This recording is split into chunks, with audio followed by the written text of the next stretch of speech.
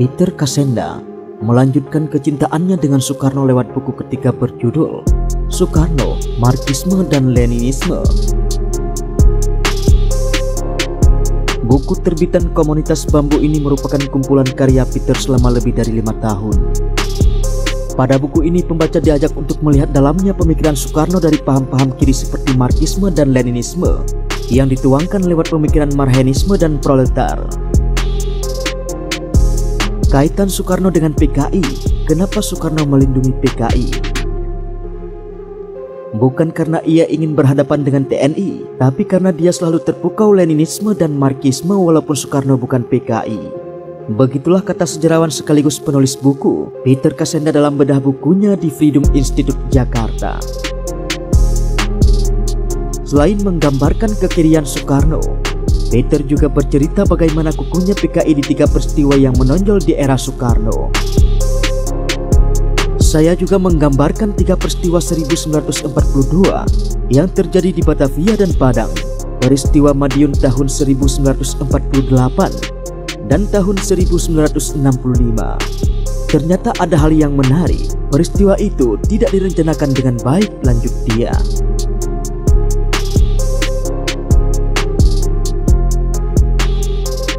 Di akhir bukunya, Peter merekomendasikan dan berargumen soal rekonsiliasi yang harus digagas pemerintah untuk meluruskan sejarah dan berdamai dengan masa lalu.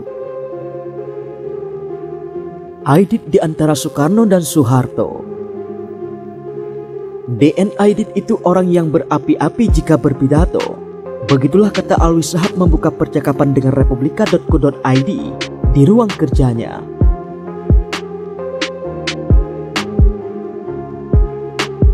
Sejarawan yang ikut merasakan peristiwa sejarah pengkhianatan Partai Komunis Indonesia atau PKI pada 30 September 1965. Abah Alwi, begitu ia biasa disapa, merawikan pada masa Presiden Soekarno. Orang-orang PKI cukup banyak yang masuk pemerintahan. Apalagi Soekarno memiliki konsep nasakom, nasionalisme, agama, dan komunisme, ujar Abah Alwi. Padahal menurut Abah Alwi, meski terlihat dekat, Soekarno menjaga jarak dengan para petinggi PKI. Bung Karno tidak mau dicap sebagai antek PKI, makanya dia menjaga jarak, kata Abah Alwi.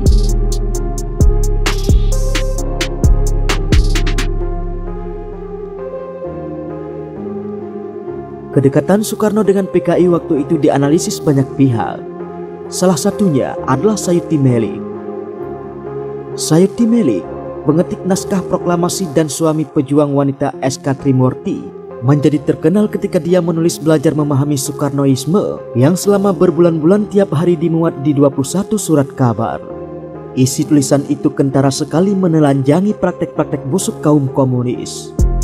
Oleh Presiden Soekarno, ia kemudian dipanggil dan dimintai keterangan apa maksud dengan artikel itu. Setelah mendapat penjelasan, Bung Karno berkata, "Benar Koiti, teruskan," kata Abah Alwi.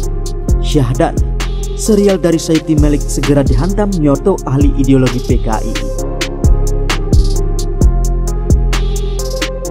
Tokoh muda PKI ini, cerita Abah Alwi melalui serangkaian tajuk rencana di koran PKI. Harian Rakyat menyerang keras tulisan-tulisan Sayuti Melik yang dimuat koran-koran di berbagai daerah yang anti PKI.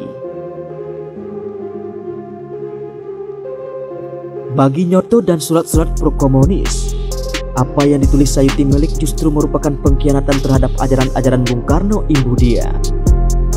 Lalu bagaimana dengan Bung Karno sendiri? Saat polemik di pers dan masyarakat menghangat, ternyata tafsir Sayuti Melik yang dianggap salah dan tafsir Nyoto itulah yang dianggap benar.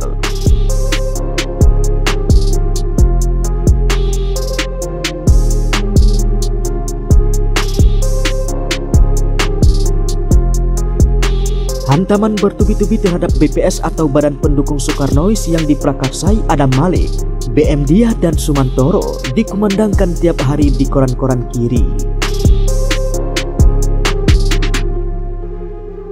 Abah Alwi melanjutkan, tokoh PKI Insinyur Anwar Sanusi misalnya, mengatakan setelah DI atau TII gagal, kaum reaksioner di dalam negeri memakai nama Soekarnoisme.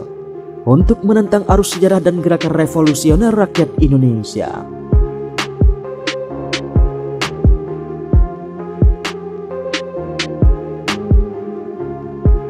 Setelah berhari-hari terjadi demo di tanah air minta BPS dibubarkan, puncaknya pada 24 Februari 1995, Presiden Soekarno selaku Pangti ABRI dan pemimpin besar revolusi PBR di hadapan massa yang memenuhi Istora Senayan memerintahkan bubarkan semua koran, organisasi dan alat-alat antek BPS.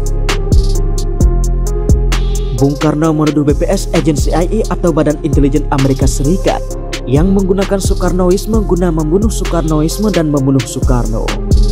Pembubaran BPS itu dicanangkan dalam acara hari ulang tahun PWI Pusat. Begitulah sebut Abah Alwi.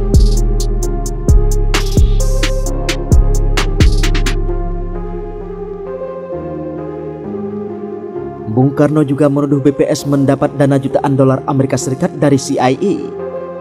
Beberapa kawan saya yang korannya dituduh terlibat BPS dengan menyindir berkata, "Kalau begitu, gua menjadi kaya raya," ucap pria kelahiran 1936 itu. Kedekatan Soekarno dengan PKI menurut Abah Alwi dirasakan hingga meletusnya peristiwa G30S PKI.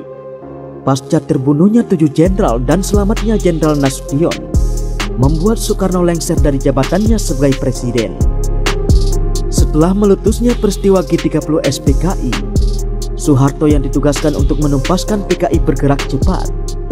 Puncaknya, pasca PKI dibubarkan pada 12 Maret 1966, atau sehari setelah keluarnya Super Semar, Soeharto memulai perannya sebagai pemimpin Indonesia. Pada saat Orde Baru berkuasa, hanya sehari setelah menerima surat perintah 11 Maret 1966, Pak Harto menahan dan memenjarakan sejumlah menteri kabinet Dwi Kora yang dipimpin Presiden Soekarno. Di antara mereka adalah Wakil Perdana Menteri Dr. Subandrio dan Ketua MPRS Khairul Saleh. Penahanan para pejabat tinggi negara ini diumumkan oleh Pak Harto sebagai pengemban Super Semar hampir bersamaan dengan dibubarkannya PKI beserta ormas-ormas yang berafiliasi, ujar Abah Alwi.